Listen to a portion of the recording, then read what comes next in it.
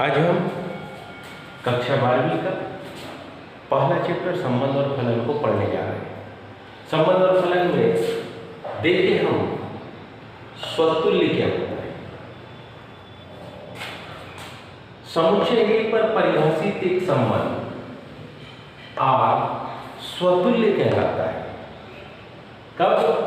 यदि प्रत्येक A शामिल A के लिए A शामिल हो R में। इसको उदाहरण से समझे हम। यदि किसी समतल में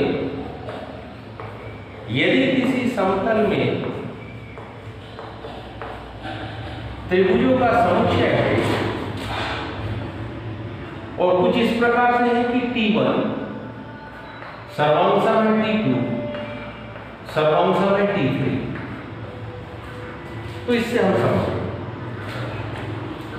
समुच्चय A पर परिभाषित संबंध R स्वतुल्य कहलाता है यदि A शामिल A के लिए A शामिल हो R में।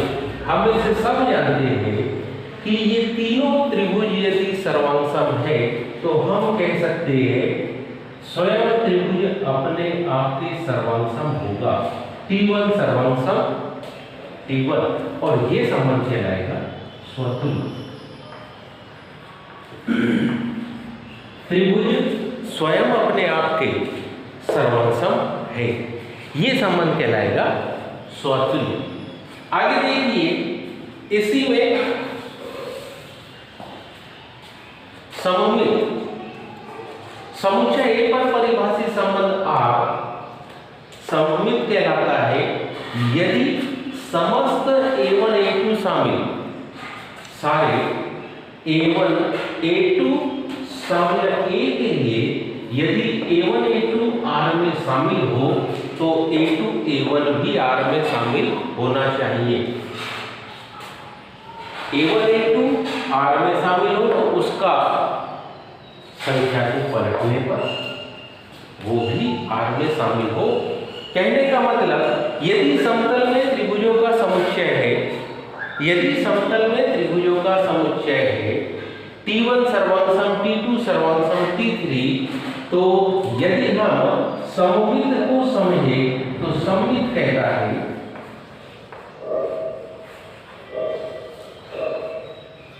यदि T1 T2 शामिल है R, मतलब T1 सर्वांशम है T2। हम इसे सब जानते हैं कि यदि T1 त्रिभुज T2 त्रिभुज के सर्वांशम है तो T2 त्रिभुज भी T1 के सर्वांशम होगा। इसका मतलब है कि T2 T1 भी शामिल होगा R में। T1 T2 भी शामिल होगा इसमें R में। अगर T1 T2 शामिल है R में तो T2 T1 भी शामिल है R में। ये कहता है कि ये सममित है। बारी आती है तीसरे, जिसको कि हम कहेंगे संक्रामक। संक्रामक की कंडीशन को ध्यान से देखें। समुच्चय A पर परिभाषित संबंध R समुच्चय दिया है जिस पर संबंध को हमको संक्रामक बतलाना है, तो हम बड़ी आसानी से कुछ इस प्रकार की कंडीशन फॉलो करेंगे। समुच्चय A पर परिभाषित संबंध R संक्रामक कहलाता है यदि समस्त A1 A2 A3 शामिल A के लिए कंडीशन हो A1 A2 शामिल हो R में तथा A2 A3 शामिल हो R से, तब A1 और A3 भी R में शामिल होना चाहिए। इसी उदाहरण को देखें। समतल में त्रिभुजों का समुच्चय कुछ इस प्रकार से है कि ये तीनों त्रिभुज अगर आपस में सर्वांशम हो तब हम इसे कुछ इस प्रकार से लिख सकते हैं। ध्यान दीजिए, हम इसको लिख सकते हैं T1 सर्वांशम है T2। इसका मतलब है T1 T2 शामिल है R में। ध्यान दीजिए, दूसरा रिलेशन T2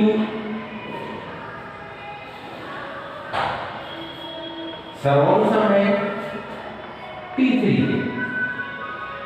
इसका मतलब है T2 का T3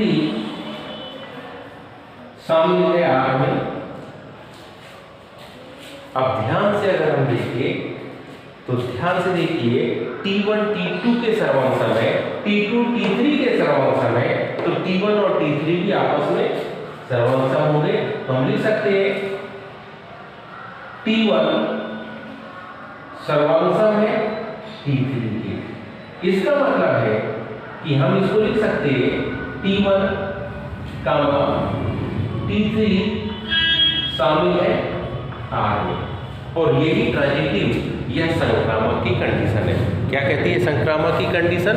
संक्रामक की कंडीशन कहती है कि समुच्चय A पर परिभाषित संबंध R संक्रामक कहलाता है यदि समस्त A1 A2 A3 शामिल A के लिए A1 A2 अगर R में शामिल है तथा A2 A3 भी R में शामिल है तो A1 A3 को भी R में शामिल होना चाहिए। कंडीशन को समझिए। तीन त्रिभुज आपस में सर्वांग है। पहला त्रिभुज दूसरे के सर्वांग है, मतलब T1 T2 R में शामिल है। दूसरा त्रिभुज तीसरे के सर्वांग है, मतलब T2 T3 भी R में शामिल है। अब हम जानते हैं कि यदि तीन त्रिभुज आपस में सर्वांग है तो वे तीनों आपस में भी अलग अलग सर्वांग होंगे, मतलब T1 और T3 भी सर्वांग है, मतलब T1 T3 भी R में शामिल है। ये संक्रामक की कंडीशन को कंप्लीट करता है। चौथा देखिए तुल्यता संबंध। क्या होता है? Equivalence relation. A पर परिभाषित संबंध R एक तुल्यता संबंध कहलाता है। कब कहलाता है? यदि R क्या हो? स्वतुल्य हो, मतलब क्या हो? रिफ्लेक्सिव। R सममित हो, मतलब सिमेट्रिक हो, तथा संक्रामक मतलब ट्रांजिटिव हो। अगर ऊपर की तीनों कंडीशन को कोई सत्य सिद्ध करता है तो वो ऑटोमेटिक तुल्यता संबंध को दर्शाता है।